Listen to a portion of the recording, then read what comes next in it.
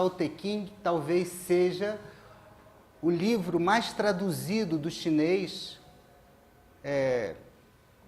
só sendo superado talvez pela Bíblia Sagrada. Então é um dos livros mais traduzidos, mais estudados no Ocidente. E por que isso? Porque é um livro conciso, um livro que não está ligado a apenas uma época, é um livro que foi escrito pelo menos 2.500 anos atrás. Na época que o Lao Tse, que é apenas um título, que significa jovem sábio, a esse arquivista ou bibliotecário de um grande rei, que com certeza era um iniciado, uma pessoa que conhecia profundamente a natureza humana e o cosmos. Ou seja, era uma pessoa que sabia exatamente o que estava falando e que acreditava que através das palavras, através do pensamento bem organizado, através da palavra, ele poderia retificar o mundo. Mas, diferentemente de Confúcio, ele não estava ligado à moralidade do seu templo, ele não estava ligado à ancestralidade, ele não honrava aquela moral em particular, porque sabia que aquilo ali era apenas particular de uma época, de um tempo e de um espaço definido.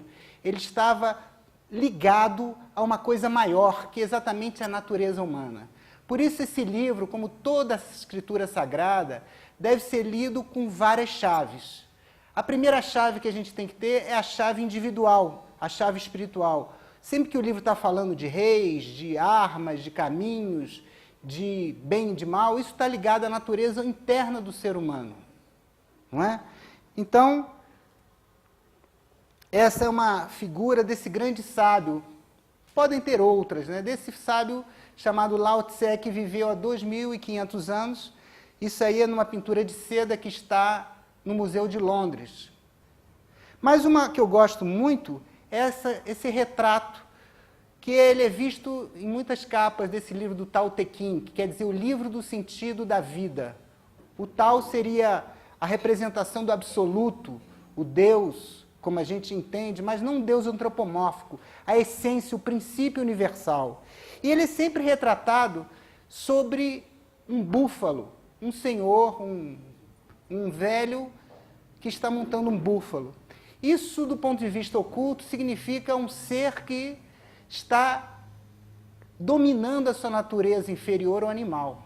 Ou seja, o espírito dominando a matéria. Ou seja, a tríade superior dominando o quaternário inferior. Ou seja, o búfalo, que é um animal selvagem, está completamente domesticado e serve de veículo para que ele possa caminhar, para que ele possa chegar ao seu destino. Ou seja, o homem aí está representado por Lao Tse como espírito, o eu superior, aquele que sabe qual o caminho, mas ele domina a matéria. Então, é a figura de um iniciado. Disse também que foi assim que ele desapareceu do mundo, tal como nós o conhecemos, que ele estava subindo com um búfalo no limite da fronteira da China, e eis que um guarda pediu que ele deixasse algum ensinamento por escrito. Então ele escreveu rapidamente 5.000 ideogramas, dividido em 2 livros. O primeiro é o livro Tao, sentido que a gente entende, né, como a essência, e o segundo a vida. Então, Tao Te Ching, o livro do sentido da vida. Mas eu não me atrevo a interpretar esse livro. Eu vou apenas oferecer, destapar o livro, e o próprio livro vai espalhar o seu perfume. Tentar decodificar completamente uma escritura sagrada exigiria que eu fosse um exegeta, um grande sábio. Isso eu não sou. Eu só simplesmente vou querer trazer para vocês o que nós temos nesse livro. Como são muitos aforismos, eu escolhi alguns que achei mais importantes. Provavelmente a gente não vai exaurir nem o primeiro livro. O segundo livro na internet só achei em espanhol. Vamos para o primeiro aforismo, que é um dos mais importantes. Então, o que ele fala? O caminho que pode ser seguido não é o caminho perfeito. O nome que pode ser dito não é o nome eterno. No princípio está o que não tem nome, ou seja, o inominável. O que tem nome é a mãe de todas as coisas. Então ele já faz uma diferenciação do que não tem nome, que é o princípio, e do que tem nome, que é a mãe de todas as coisas. Então ele já mostra uma polaridade dessa unidade inicial. Para que possamos observar seus segredos, devemos permanecer sem desejos. Ou seja, um homem espiritual ele não tem um desejo próprio, ele não é egoísta, ele não tem desejos e aversões. E ele fala, mas se em nós mora o desejo, a única coisa que podemos contemplar é a sua forma externa, ou seja, a mãe de todas as coisas, ou seja, a embalagem daquilo que é a essência. A casca que oculta a essência. Esses dois estados existem para sempre inseparáveis. Então, essa polaridade é apenas a divisão de uma coisa que não pode ser separado, que é apenas a unidade. E por isso que em todas as religiões você tem da unidade, você tem a trindade. Porque a unidade se define em dois polos, e esses dois polos podem ser vistos de duas formas diferentes. Então, conjuntamente idênticos, unidos e integrados, porque eles não podem ser totalmente divididos, são os chamados mistérios. Mistérios, além dos mistérios, o portal que conduz a tudo aquilo que é sutil e maravilhoso, ao recôndito segredo de todas as essências. Ou seja, é um portal por onde se vê todas as maravilhas, de acordo com outras traduções. Ou seja, isso é a definição do tal. Então, o tal não pode ser definido, porque o tal é. Então, isso é um símbolo do tal. Então, se o tal pudesse ser definido, ele poderia ser compreendido pela intelectualidade humana, pela capacidade humana, mas o tal não pode ser compreendido. Então ele é sugerido através de um mandala. E esse mandala, que é muito conhecido do Yin e Yang, ele representa exatamente o nascimento do cosmos. O tal seria o círculo e as duas partes polares são Yin e Yang, que representam, na manifestação do mundo, o espírito e a matéria, luz e trevas, consciência e poder. O branco e o negro, masculino e feminino, o alto e o baixo, tudo isso que vão dar a consciência do mundo manifestado, tal como nós conhecemos, que é pela manifestação dos opostos. Mas a coisa mais interessante é que dentro do positivo há um negativo, e dentro do negativo há o positivo, mostrando que mesmo na diferenciação, essa diferenciação não é completa, porque um se transforma no outro.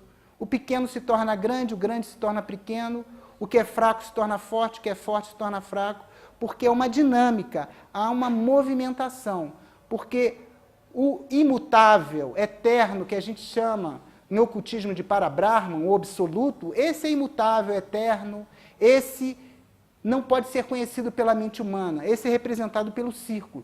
Se não houvesse o círculo, essa manifestação polar não apareceria. Mas uma vez que ela aparece, ela já aparece bipolarizada. E se ela é bipolarizada, o 1 permanecendo, do 1 você vai ao 3, que é a tríade. Então esse princípio que tem que ser entendido. Esse princípio está em nós, mora no ser humano, mora na pedra, no vegetal, no animal, em tudo que é manifestado. Esse princípio eterno, ilimitado, sempre manifesto, mas ao mesmo tempo uma parte dele manifestada, ele é chamado de absoluto, ele é chamado de tal, você pode chamar de Deus.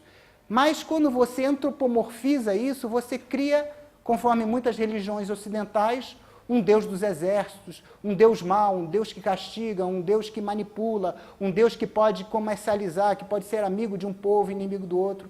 Não é disso que a gente está falando. Nós estamos falando de uma essência que faz com que todos os milhares de universos se manifestem. E depois esses universos deixam de manifestar, mas ele permanece. É como está no Bhagavad Gita. De uma partícula infinitesimal de mim, eu manifesto todos os universos, mas ainda assim eu permaneço. Não é? É como está na Bíblia Sagrada. Né? O verbo se faz manifesto e assim, né? E não pode ser nominado. Por isso ele é chamado inominado, inefável.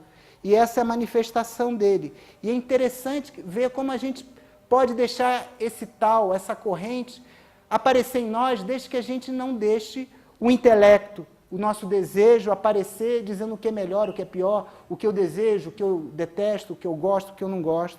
Isso vai ficar claro através da evolução humana que o Tao Te Ching vai mostrar para a gente. Então ele vai começar a mostrar como é que essa manifestação dos opostos, dessa polaridade do yin e do yang. Então ele fala assim, no segundo aforismo: todos no belo reconhecem o belo como belo, e desta forma sabem que é o feio. Eu só sei o que é o belo porque eu conheço o que não é belo, o que é feio, não é? Todos no mundo reconhecem o bem como bem, e desta forma, então, sabem o que é o mal. Assim o ser e o não ser geram-se mutuamente. O longo e o curto se delimitam, o alto e o baixo se inclinam, o tom e o som, ou o som e a música, de acordo com outras traduções, se harmonizam. O antes e o depois seguem-se um ao outro. Assim o sábio executa suas tarefas sem agir e transmite ensinamentos sem usar palavras. Então ele vai usar sempre esses paradoxos, não é? Como ele pode mostrar as coisas muitas vezes sem palavras, sem ação. Então, às vezes, a não ação é mais importante que a ação. Porque a gente está num mundo onde a gente tem que fazer as coisas, tem que agir, tem que construir, tem que trabalhar, tem que fazer, tem que vencer. E ele nos mostra um mundo maravilhoso da não ação, que talvez tenha sido mal interpretado também. Claro que a não ação, no momento que você precisa salvar ou fazer alguma coisa, é uma ação negativa. Mas ele mostra aqui a não ação do ponto de vista de um recolhimento, de uma paz interior. Isso também foi, até na China antiga, usada de uma forma deturpada. Seguidores e pessoas que tentaram interpretar Lao Tse e o Tao Te Ching usaram exatamente isso. Então, falava o seguinte: soberano tem que ser, segundo o Maquiavel chinês, que era Han Fei, não precisava aparecer, mandava os subordinados agirem. Se eles agissem certo, ele premiava. Se agisse errado, ele ia lá e decapitava. Ele não agia, deixava os outros agirem. Mas isso é uma forma maquiavélica do imperador, do monarca, não aparecer. Na verdade, o monarca ele tem que também fazer uma ação de integrar o povo. Mas ele também vai falar sobre os governantes, e vocês vão ver como é atual esse texto, como ele está presente ainda e como pode ser aplicado, inclusive nos nossos dias. Ou seja, a atualidade de um texto que não fica caduco, porque ele não é aplicado a uma época definida. Ele é falado sobre a índole do homem, como o ser humano age nas diversas situações. Então ele fala sobre o sábio, e também ele dá umas dicas interessantes como a pessoa deveria agir. Então ele fala assim: todas as coisas agem e ele não lhes nega auxílio. Produz sem apropriar-se de coisa alguma, porque ele é a própria unidade, ele não precisa se apropriar do que ele já tem essência de todas as coisas dentro dele. Realiza a sua tarefa e não pede gratidão. E é justamente porque não se apega que o mérito jamais o abandona e suas obras meritórias subsistem. Então ele fala como deveria ser um ser superior, como deveriam as pessoas agirem.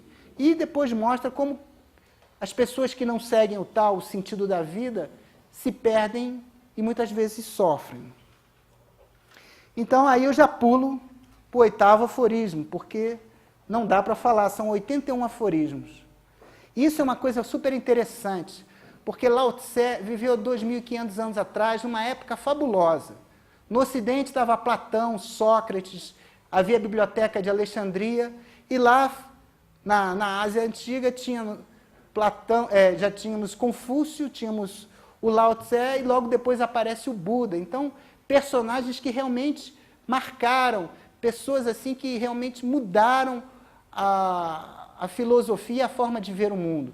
Pessoas que realmente tinham uma alta capacidade espiritual e uma autocompreensão, um autodomínio, e eram realmente elevados do ponto de vista espiritual. E aqui ele nos dá uma dica muito interessante, e no segundo livro ele vai falar novamente da identificação do Tao como a água. A água é uma forma de ser vista do ponto de vista chinês feminino. Séculos depois, a água se tornou masculina do ponto de vista da grafia. Hoje, água em chinês é escrito masculinamente, fogo femininamente, mas a água sempre foi feminina, porque ela é maleável, porque ela dá a vida, ela cria a vida. A água está identificada com a vida. Então ele identifica muito a forma do tal ser com a água. E ele fala assim, como ponto de equilíbrio: a virtude suprema é como a água. A água e a virtude, e a própria vida, são benfazejas a milhares de criaturas. Sem a água não existiria a vida tal como a gente a conhece. Mas a água sempre ocupa os lugares mais baixos, que os homens detestam. Ela não tem preocupação em descer, ela não tem preocupação em ir para os lugares mais baixos, não é? Onde os homens não querem permanecer. Por esse motivo, são comparáveis ao caminho. Então, a água, ela tem uma capacidade incrível. Ela é o solvente universal. Ninguém pode resistir à água. A gente viu o espetáculo trágico de uma tsunami, a força que a água tem é incrível. A água, no entanto, ela é super maleável. Como um rio, ela vai contornando todos os obstáculos. Primeiro ela vai ocupando todos os lugares mais baixos, depois ela vai crescendo. Num aforismo mais à frente, ela fala que o tal é como o mar. Ele não se preocupa em pôr-se abaixo dos rios e dos vales. E, no entanto, ele recebe todas as águas e, mesmo assim, ele nunca transborda. E, no entanto, ninguém pode com o mar, ninguém pode com a água. E sem a água não haveria vida. Mas a água, quando ela é calma, quando ela é tranquila, ela transmite a vida. Ela é muito benfazeja a todas as criaturas. Então, ele fala assim, numa casa, o que mais importa é a localização. Num aliado, a benevolência. Na palavra, a boa-fé. No governo, a ordem. Nos negócios, a habilidade. Na ação, o atemporal. Mas o sábio nunca luta. Por isso ele é inatacável. Então ele fala que o importante não é vencer, não é competir, porque competir é uma forma de violência. E vocês vejam a capacidade dele usar as palavras. Ele me lembra muito Krishnamurti, porque ele quis atingir com a palavra uma concepção mais adiantada de um poder de ver as coisas, de ver o mundo, e de tentar entender o mundo de uma forma quase intraduzível com a palavra, mas ele tentou usar a palavra até o ápice da compreensão, para que ele pudesse mostrar ao ser humano qual seria o verdadeiro valor do comportamento, ou seja, como há uma semente dentro do homem que pode se transformar ou em coisas boas ou em coisas ruins. Então ele fala, o sábio nunca luta, por isso ele nunca perde. Se você nunca lutar, nunca competir, você nunca vai perder. Mas se você lutar, você pode causar danos e receber danos também. Depois a gente vai então para o 9º aforismo do primeiro livro, né? Então ele fala novamente sobre o caminho do céu, o caminho do tal, ou seja, então ele fala, é melhor não encher totalmente um vaso do que tentar carregá-lo quando ele estiver completamente cheio. Se afiarmos demasiadamente uma faca, ou seja, se você afiar demais uma faca, o seu gume não se conservará. Ou seja, se você afia uma faca demais, chega uma hora que ela perde o gume e se torna denteada, porque ela tem um limite no qual você pode afiá-la. Tudo tem um limite. E tudo que atinge o seu limite vai se transformar no seu oposto. Isso é muito interessante.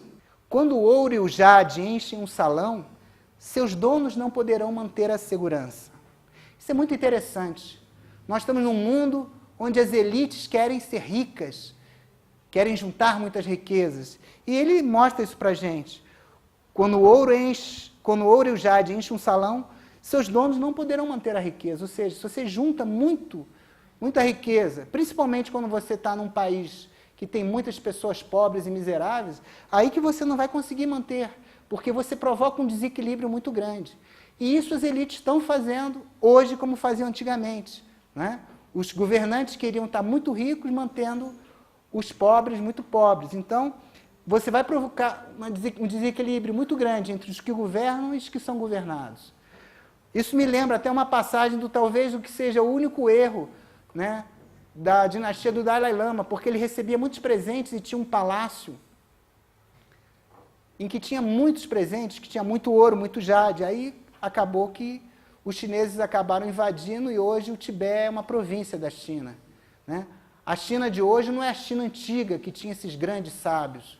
Mas, se a China ainda é muito grande, como até hoje, é porque ela tem, no seu primeiro parágrafo da sua Constituição, alguma coisa desses antigos, dessa antiga sabedoria. E o primeiro parágrafo da Constituição chinesa é a solidariedade. Então, se eles se tornaram tão fortes como são hoje, e agregaram muitos países, é porque eles se tornaram solidários. Porque para manter mais de 1 bilhão de pessoas vivendo, os problemas são muito maiores do que termos 10 milhões, ou 20, ou 100 milhões de pessoas. Mas se você junta muito ouro e muito jade, ou seja, muitas riquezas, é difícil manter a segurança. Então, quando a riqueza e as honrarias conduzem à arrogância, de certo o mal virá logo a seguir. Então, quando a pessoa acha que ficar muito rico, dá muita importância e se acha muita importância não porque sabe, mas porque tem muita coisa, ele se torna arrogância e aí ele está plantando a semente do erro. E o erro vai fazer com que o mal venha logo em seguida. Isso é muito interessante, porque ele mostra que as coisas nascem de uma semente que estão antes das coisas acontecerem. Nós aqui no Ocidente estamos muito preocupados com resultados. Quando um paciente chega a você, ele logo quer o tratamento. Doutor, o que eu quero fazer? Mas para você chegar num tratamento, você tem um processo. Você tem que ter a história, o exame físico, os exames complementares, para você chegar num diagnóstico que vai lhe dar o prognóstico e o tratamento. Assim, mais importante do que o finalizar é o bem começar. Então, se você começa bem alguma coisa, você vai finalizar bem a coisa. Então, diferentemente do que Maquiavel fala, que os meios justificam os fins, o que é uma mentira, na verdade, o que vai determinar o fim é o começo. O começo de uma coisa vai determinar o fim. Então, é como se você abotoasse um casaco, ou uma blusa, ou uma saia. Se você começar certo, há uma grande chance de você acabar certo. Mas se você já começa errado, por distração ou desatenção, certamente você não vai conseguir consertar no meio. Então, tem que começar de novo. Começar certo para conseguir o fim assim que você determina que seja o fim correto. Então ele fala, quando fizermos o nosso trabalho e o nosso nome começa a celebrizar-se, a sabedoria consiste em recolhermos a obscuridade, ou seja, o mais importante não é a palavra, ele nunca quis dar alta importância, tanto é que ele desapareceu do mundo, ele se recolheu ao anonimato, dizem que ele teve encontro até com Buda, depois que ele já estava recolhido do mundo.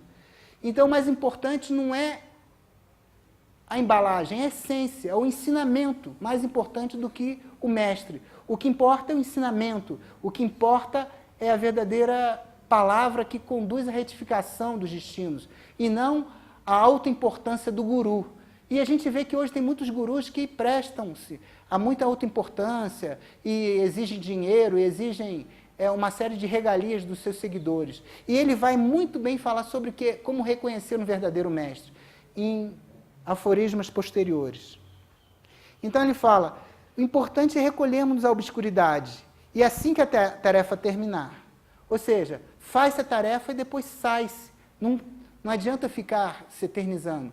E hoje que a gente percebe muito bem que as pessoas querem a celebridade, querem aparecer, as socialites, as pessoas que se acham importantes, querem aparecer em determinados lugares, e as elites querem mostrar que são ricas, que são poderosas, que têm muitos recursos, e isso cria um desequilíbrio muito grande. E isso ele vai mostrar até como é difícil governar um povo se as elites, os governantes, não se comportam bem.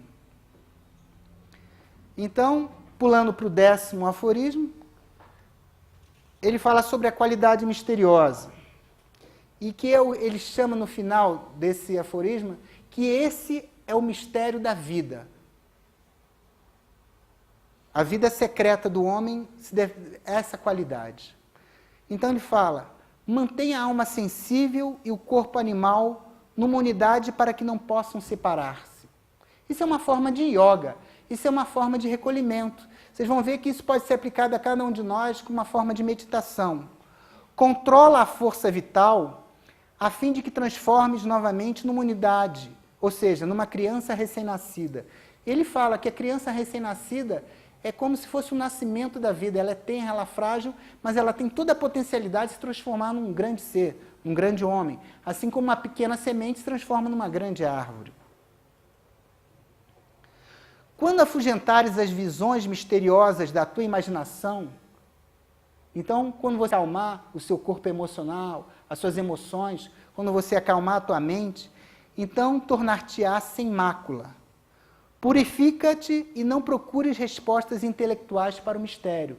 Ou seja, isso aí são dicas para a meditação. Senta-te em paz, não pensa em nada, aquieta a tua emoção. Isso é uma forma de yoga.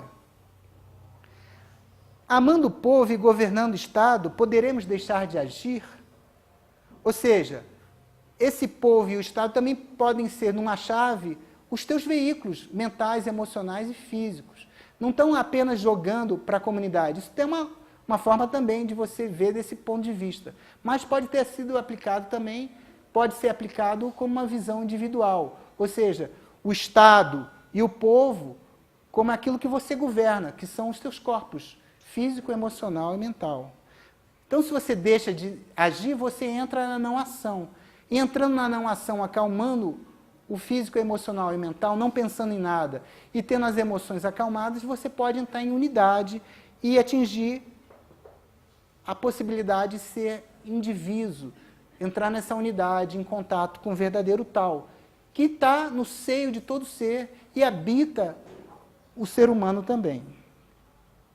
Ou seja, você vai entrar em contato com essa consciência, com esse poder que habita no coração de todo ser humano, porque todo ser humano tem tal germinalmente dentro de si. Então, se ele não agir, se ele ficar em calma, em paz, ele pode atingir a consciência desse tal. Então, quando ele fala, quando se abrem e fecham os portões do céu, ou seja, quando você atinge um nível de clarividência ou de um estado super, digamos assim, superfísico, quando você entra num estado talvez até de samadhi, de integração, quando você atinge um nível de percepção maior, ele fala assim, quando se abrem e fecham os portões do céu, que podem ser ativação dos chakras, quem sabe, conseguiremos desempenhar o papel feminino? Então, em uma outra tradução, ele fala assim, serás capaz de, quando se abrem as portas do céu, ser como a fêmea de um pássaro? Olha só que interessante. Toda mulher, quando está grávida, ou quando nós temos um pássaro que está no ninho, sobre um ovo, isso aí tem uma imagem muito mágica. Está completamente tranquilo. Ele não deseja mais nada, ele só deseja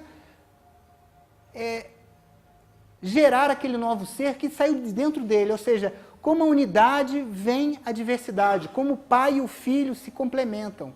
Então, a fêmea, o yin, aí, desabrochando na criação, talvez seja o ápice de como tal tem que ser, ou como nós temos que nos comportar. Ou seja, quando você atinge um estado superior de compreensão, que é exatamente quando você, em meditação, atinge o samadhi, ou atinge o nirvana, ou quando você tem um estado de beatitude, será que você vai conseguir ficar como a fêmea de um pássaro, ou seja, desempenhar o papel feminino, ou seja, gerar um novo ser, né? Um novo iniciado, porque você renasce, né? É por isso a palavra renato, renascido, né?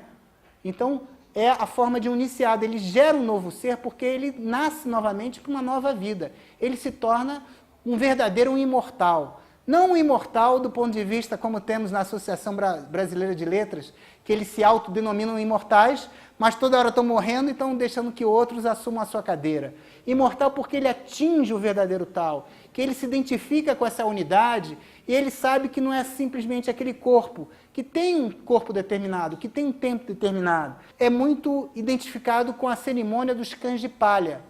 Os chineses têm uma cerimônia muito interessante, em que eles adornam cães de palhas e depois de fazerem várias abluções, de fazerem vários tipos de rituais, eles queimam esses cães de palha e jogam fora, mostrando exatamente a perenidade do corpo físico. Enquanto a vida habita esses corpos, a gente pode fazer muita coisa, mas esse corpo um dia está fadado a desaparecer, mas a consciência permanece e habita outros corpos, porque ele sabe que essa unidade se manifesta em ciclos, e esses ciclos vêm e vão, e por isso ele dá uma ideia que o espírito permanece além da forma. Então ele fala, quando o discernimento penetra as 4 regiões, talvez não conheças aquilo que dá a vida e a sustém. Então, nessa outra tradução, ele fala assim, produzir e alimentar, produzir e não possuir, aumentar sem diminuir. Essa é a vida secreta. Ou seja, a consciência dos opostos dentro da unidade. Então, ele vai dar sempre visões de que isso pode ser aplicado tanto à vida externa como à vida interna do indivíduo. Então, ele dá uma explicação de como o tal se manifesta e como ele é através da vida. Então, o tal, ou aquilo que dá vida, não reclama qualquer posse. Deus não põe a sua assinatura nas coisas, como ser humano, que faz uma obra e faz questão de assiná-la. Beneficia mas não existe gratidão. Deus dá todas as coisas, Ele não cobra nada de ninguém. O sol, que é exatamente a manifestação desse Deus pessoal, né? O Deus solar, por isso que os cristãos adoram domingos, né? Dominus seria o sol, né? Já os judeus, eles adoram Saturday, que seria o rei Saturno, o deus da guerra, o deus o senhor dos exércitos. Então o sol, ele dá vida a todo mundo. Ele não cobra nada a ninguém.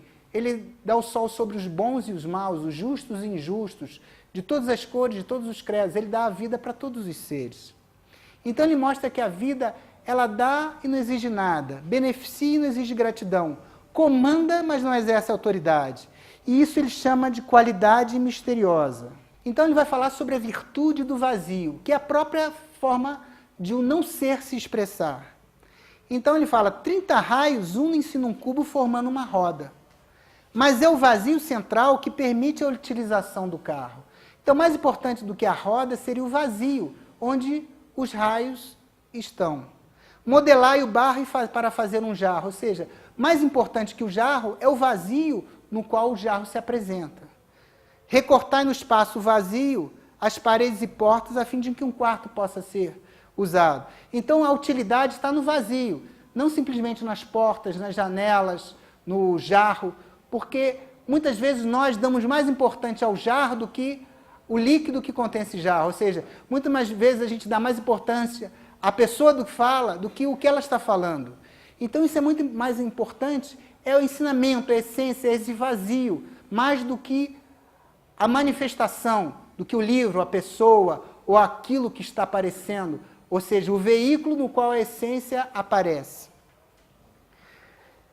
Então ele fala, dessa forma o ser produz o útil, mas é o não ser, é o vazio, é o tal que o torna eficaz. Então olha só, ele vai dar uma dica agora, como reconhecer um verdadeiro mestre, um ser espiritual, um verdadeiro guru. Já naquela época eram difíceis de serem encontrados, mas ele mostrava que o ser espiritual, uma pessoa verdadeiramente iniciada, uma pessoa verdadeiramente espiritualizada, não era visto porque usava roupas finas, ou usava um cetro ou uma coroa, porque tinha grandes títulos, mas era pela sua postura de vida, a sua forma de ser no mundo. Claro que nós podemos reconhecer muitas vezes uma pessoa pelo seu olhar, pela sua postura. Claro que um grande ser não vai ter um olhar ruim, porque o olhar é o espelho da alma, nem vai ter uma postura incorreta, porque a postura do ser representa exatamente como ele é. Mas não devemos nos fixar apenas na embalagem, não é? Na casca, mas sim na essência. Então ele falava, os sábios perfeitos da antiguidade, isso há 2.500 anos atrás, eram misteriosos, sobrenaturais, penetrantes, profundos demais para serem compreendidos pelos homens.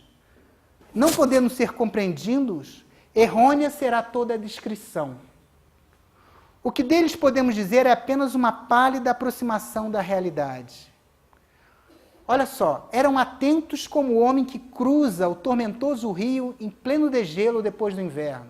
A gente não tem muito essa visão, mas o gelo que está começando a quebrar, que está muito fino, um rio que tem uma pequena capa de gelo, ele é descrito que até a raposa tem que tatear muito devagar para não quebrar o gelo, porque senão ela pode queimar a sua cauda, como é descrito no Xing, que tem muitos aforismos, por exemplo, de Confúcio. Então, até os animais têm que ir muito cuidadosamente, porque eles que conhecem a natureza e têm um instinto muito desenvolvido, podem vir a quebrar e morrer, porque podem ser tragados pelo rio. Então, eles eram muito prudentes. Então, eram atentos como o homem que cruza o tormentoso rio em pleno degelo depois do inverno.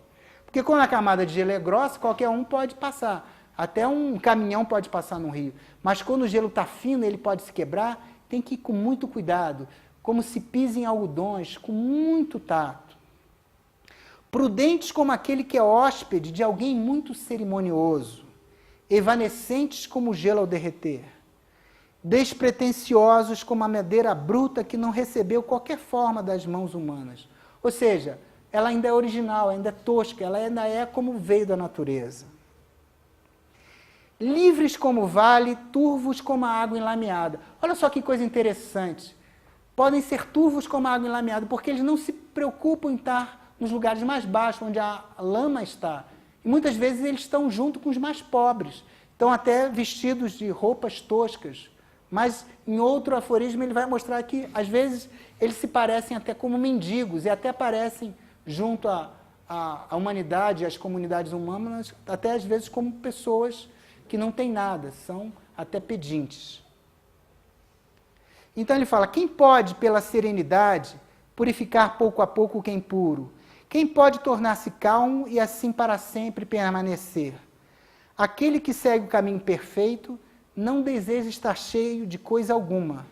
E por não estar cheio de coisa alguma, nem de si mesmo, pode parecer que está gasto, inútil, desprovido da perfeição temporal dos homens. Ele não quer parecer-se bonito, importante ou cheio de títulos. Ele é o que é. Ele só quer fazer o seu dharma, ou seja, cumprir o seu destino. A influência inalterada. Então fala assim, o povo não conhecia a existência dos grandes governantes antigos.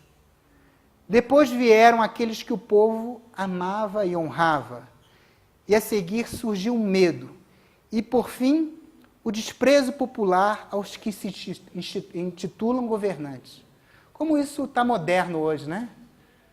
Como há um desprezo pelos políticos, pelos muito que eles deixaram de fazer ou muito que eles fizeram erradamente. Quando a confiança é limitada, não há confiança alguma. Como pareciam irresolutos os governantes de ontem, ao mostrar nas reticências a pouca importância das palavras. As obras meritórias multiplicavam-se, os negócios prosperavam, e as famílias afirmavam em coro, graças a nós é que as coisas assim estão perfeitas. Em outras palavras, são ditas assim, quando um grande soberano governa, o povo mal sabe que ele existe. Os menores são amados e louvados, os ainda menores são temidos, e os inferiores ainda são desprezados. Quão poderados devemos ser com as palavras, pois assim o povo pode dizer, agora somos livres. Então tem várias traduções do Tao Te Ching. Então é importante até no estudo nós compararmos várias delas. Eu peguei essa tradução até que achei que era melhor. Por exemplo, quando fala sobre a fêmea, uma tradução, traduzir o ideograma tal como ele é, orifício, porque isso mostra a forma de ser vista a mulher. Mas não pode. O orifício, não, poderia ser como grande orifício? Não, não dá para traduzir assim. Algumas são mais poéticas, como a fêmea de um pássaro, ou a grande fêmea, ou a mulher misteriosa. Aí é mais fácil da gente compreender. Então a gente tem que entender que esse tal, que se expressa como homem, mulher, feminino, masculino, pode ter várias traduções. Algumas são muito literais, e aí não se prestam exatamente à compreensão tal como nós gostaríamos que fosse. Então ele fala sobre a crescente humildade.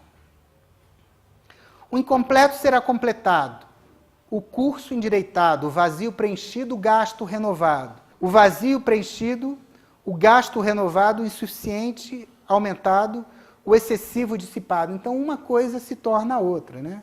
Uma vai ser levado ao seu oposto. Então ele fala, é por esta razão que o sábio abraça a unidade, tornando-a por modelo do universo. Como nunca se põe em evidência, por isso ele brilha. Como nunca se vangloria, por isso tem mérito. Porque nunca luta, ninguém a ele se opõe. Então, aquele que nunca luta, nunca vai perder uma luta. Então, ninguém pode se opor a ele. Se você nunca briga, ninguém vai poder te provocar oposição ao conflito. Esse é o verdadeiro grande ser. Não é aquele que vence a todos, é aquele que vence a si próprio e por isso ele não precisa lutar. Ele está em unidade com todos os seres. Então ele fala, a frase dos antigos dizia, aquele que é incompleto será completado. Será uma frase vã? No fim, tudo retorna à perfeita integração. Então ele novamente nos dá um outro aforismo muito interessante. Então, o caminho sem rastro. O viajante hábil não deixa rastro na sua passagem. O orador perfeito nada diz que se possa encontrar falha. E aqui ele fala, o bom orador também não precisa desmentir nada. Eu tive que desmentir, então não sou um bom orador. O exímio calculador não precisa fazer contas. Em outras traduções, ele não precisa usar o ábaco, ele não precisa usar a calculadora. O perito guardião tudo fecha, sem necessidade de barras ou parafusos, ou ele não precisa chavear nada. E o que ele fecha é impossível abrir. Similarmente, o sábio está sempre salvando os homens, mas a ninguém ele tenta salvar. Esta capacidade se denomina a luz na atividade. Portanto, o sábio é um mestre para os não virtuosos, da mesma forma que o vulgar é o material sobre o qual o sábio trabalha. Ele não está procurar aqueles que sabem, ele busca aqueles que não sabem, ele busca todos os seres. Ele não elimina ninguém, ele tem um amor que é oniabarcante, ele procura todos os seres. Então depois a gente vai ver algumas passagens que muito se assemelham à Bíblia Sagrada, até o Novo Testamento, mostrando até a verdadeira capacidade de um ser tão iluminado como foi Jesus, que ele põe os pecados do mundo sobre si e ele aceita todos, tanto os miseráveis, aqueles que não tinham nada, que eram chamados gentios, como aqueles que aceitavam essas palavras, que eram seus seguidores, naquele tempo, os judeus. Então ele aceita todos, toma sobre si a lama do mundo, os pecados do mundo. Então ele aceita tudo, por isso ele se torna um grande ser, um ser poderoso. Não amar o mestre que nos auxilia, não venerar a quem nos presta serviço, é sinal de extrema confusão. Isto se chama mistério completo e profundo. Também pode ser chamado de um grande segredo. Então, aqui no final desse aforismo, ele fala: quem não honra seus mestres, não ama a si próprio. Isso está em grave erro, a despeito de todo o seu conhecimento. Então, muitas vezes, a gente honra muito mais o conhecimento acadêmico, específico, e esquece de honrar o verdadeiro mestre que nos auxilia. Isso pode ser tanto o mestre interior, o nosso verdadeiro eu, quanto o mestre verdadeiro, que podem ser os nossos verdadeiros professores, podem ser nossos pais, e pode ser cada pessoa, porque todo aquele que te ensina alguma coisa é um mestre para você. Então, relembrando um antigo aforismo que eu acho que está em Luz no Caminho: ninguém é teu amigo, ninguém é teu inimigo, todos são os teus instrutores. Então, todos são teus mestres. Se você está disposto a aprender, até as pedras lhe darão ensinamentos e lhe darão sermões. Então, com tudo e com todos você pode aprender. E você pode fazer do mundo externo seu grande mestre. E enquanto nós não acharmos o nosso verdadeiro mestre, a vida é o nosso verdadeiro mestre. Porque a vida é perfeita. Nós estamos exatamente no lugar onde devemos estar. Porque existe uma verdadeira lei que dá a cada um conforme o seu mérito.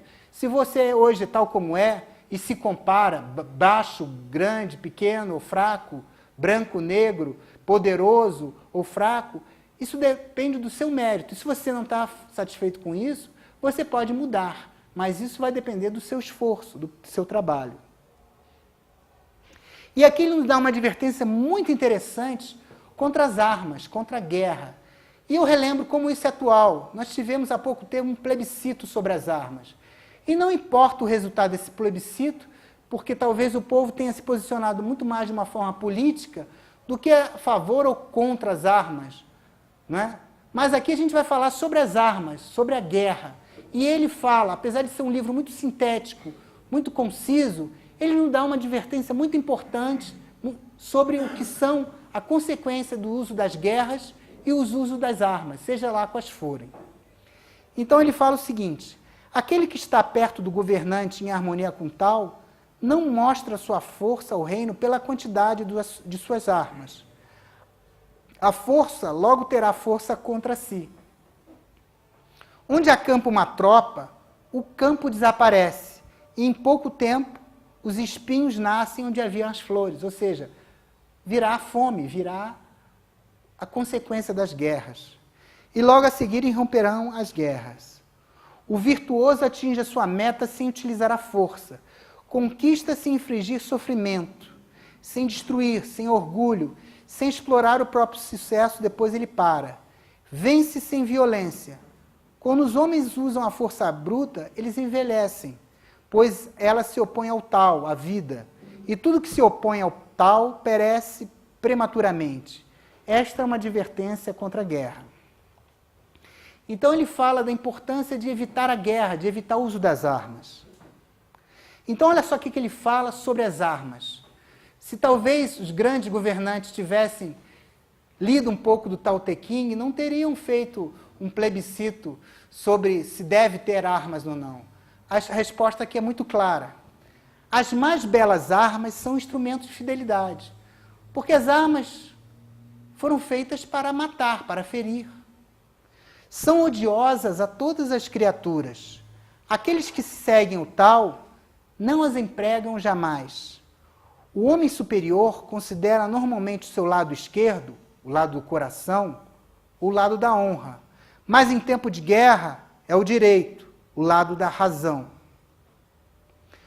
Todas as armas são instrumentos do mal, não sendo em absoluto instrumentos do sábio príncipe.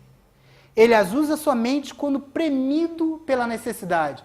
Ou seja, Lao Tse só aceita o uso da arma no caso de uma invasão sem menor constrangimento, ou seja, numa defesa em que não há outra alternativa.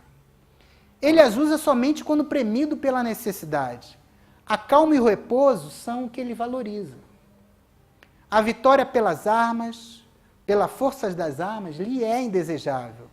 Considerá-la necessária é sinal que o homem tem prazer com a matança de outros homens. E aquele que se compraz com tal matança não poderá jamais dirigir um império. Nos momentos festivos, o lado esquerdo é o mais importante, o lado do coração. Nos acontecimentos infaustos, é o lado direito. Então, o segundo general em comando fica sempre à esquerda do princípio, e o general comandante à direita do governante. O seu lugar é à direita, pois aquele que matou milhares de homens deve chorar com ele a maior dor. O general vencedor se encontra assim colocado por haver causado a morte e sofrimento de tantos seres. Então isso é muito interessante, mostrarmos que as armas e a guerra não levam à unificação.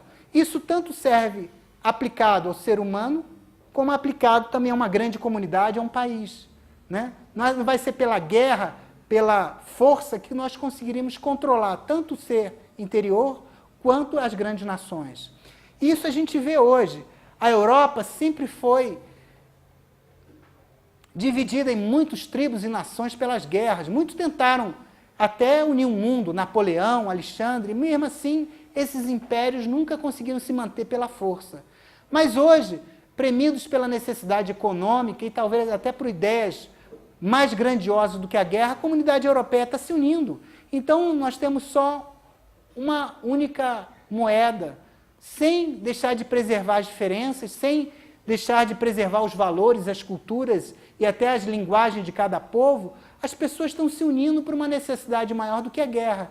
Então, por uma coisa muito maior do que a guerra, você consegue unir os povos. Ainda que seja por uma razão econômica, ainda que seja por uma razão até de mercado, assim as pessoas estão se unindo, e não através de guerras, um conquistando os outros. Então, como o I Ching chega no seu último aforismo, e ele fala, após a conclusão é o 63, e antes da conclusão é o 64, mostra que sempre há um reinício no começar de todas as coisas. Então, certamente, essa palestra vai ter que ter um desdobramento, uma segunda ou talvez uma terceira, para que a gente consiga falar do primeiro e do segundo livro. Mas a gente não tem pressa. Esse perfume vai nos contagiar e vai nos dar uma visão diferente sobre o mundo que ainda continua atual. E que a gente vai tentar entender alguma coisa e tentar aplicar na nossa vida, do dia a dia hoje, no século XXI, mesmo passado 2.500 anos. Então, nesse aforismo 23º, ele fala a discriminação.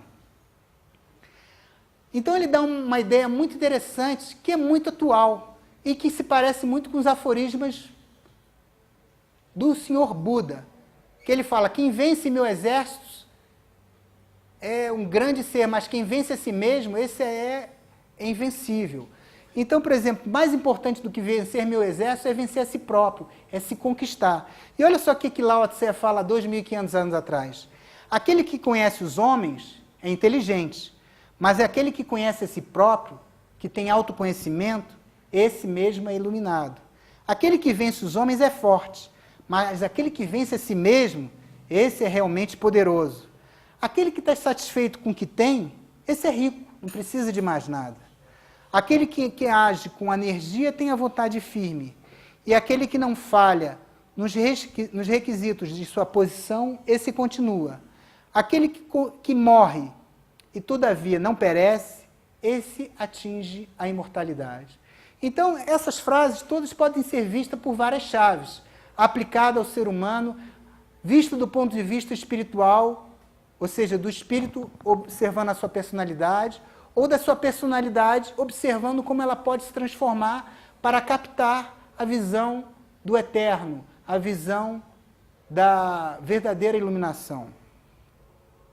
É difícil fazer comentários sobre esses aforismos, porque eles já são autoexplicáveis por si só, e cada um pode ter uma percepção dele à medida que vai lendo. É como o Xing, à medida que você abre num determinado hexagrama, aquilo lhe dá uma mensagem naquele determinado percurso da sua vida, tal como você está vivendo aquela posição da sua vida.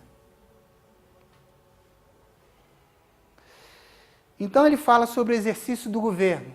Tanto pode ser o governo interno, que você pode ser aplicado aos seus veículos, como pode ser aplicado à comunidade, a uma nação ou um Estado. O tal nunca age, porque o tal está sempre por detrás de todas as coisas. Ele é eterno, imutável. Ele nunca age, mas ele faz com que as coisas aconteçam, né? Ele é a unidade por trás da diversidade. O tal nunca age, entretanto, nada deixa por fazer.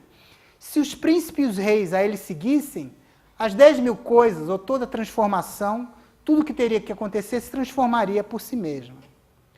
Se após a transformação o desejo levantasse a cabeça, bastaria baixá-la sob a pressão da simplicidade e da retidão. A simplicidade os impregnaria, e sem desejos eles encontrariam a paz e o universo por si mesmo se retificaria. Então ele fala que o tal, o yin e yang, eles são perfeitos através do equilíbrio. Então o yin e yang representam a simplicidade e a calma, ou seja, o simples e o fácil. Quem torna tudo complicado e difícil é a mente humana. Mas todas as coisas complicadas e difíceis, na sua semente, no início, eram simples e fáceis. Então, se a gente puder observar a transformação das coisas, é como a gente esperar a maturação, por exemplo, de um acontecimento. É como a pessoa que estende a sua mão e a maçã cai já madura na sua mão. Ele esperou a hora certa de fazer a colheita. E, para finalizar, esse primeiro livro, que a gente conseguiu chegar ao final desse primeiro livro, uma mostra também em Nanquim, exatamente do tal do yin e yang, mostrando exatamente como as trevas e a luz, elas estão sempre unidas e não totalmente diferenciadas, porque a luz encobre as trevas e as trevas têm a semente da luz. Então isso aí talvez seja até um desejo, que a gente saiba que mesmo na toda a nossa obscuridade, com todas as nossas incapacidades, apesar de todos os nossos desejos e dificuldades, nós temos a semente do divino entre nós. Nós temos a semente da luz no nosso coração.